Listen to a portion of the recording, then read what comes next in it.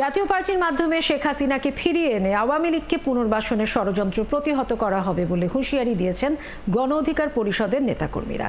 সন্ধ্যায় রাজধানীর বিজয়নগরে গণ অধিকার পরিষদের সভাপতি নুরুল হক নূর সহ নেতাকর্মীদের উপর হামলায় জড়িতদের বিচারের দাবিতে মশাল মিছিল শেষে এই হুঁশিয়ারি দেন দলটির নেতারা। বলেন, আগামী 48 ঘন্টার মধ্যে হামলাকারীদের দৃশ্যমান বিচারের পদক্ষেপ না নিলে কঠোর কর্মসূচি দেবেন তারা। নূরের ওপর হামলা হয়েছে, আগামীতে জামাত, এনসিপি সহ অন্যান্য দলের নেতাকর্মীদেরও ছাড় দেবে না প্রশাসন। অভিযোগ করে বলেন, দেশের প্রশাসন ভারত থেকে নিয়ন্ত্রণ করা হচ্ছে। নুরুল হক নূরের চিকিৎসা বিদেশে নিজ খরচে করা হবে বলেও জানান তারা। এদিকে সন্ধ্যা 7টায় গণ অধিকার পরিষদের দলীয় কার্যালয় থেকে মশাল মিছিল শুরু হয়ে পল্টন থেকে ঘুরে আবারও দলীয় কার্যালয়ে শেষ হয়।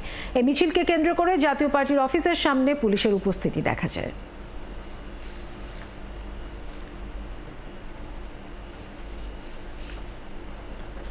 জনাব নুরুল হকের উপরে যে বর্বরচিত হামলা, এই হামলার 18 দিন পেরিয়ে গেলেও আজ পর্যন্ত আমরা বিচারের কোনো ফুল কিনারা দেখি নাই। কৃতজ্ঞতা বোধ যদি থাকে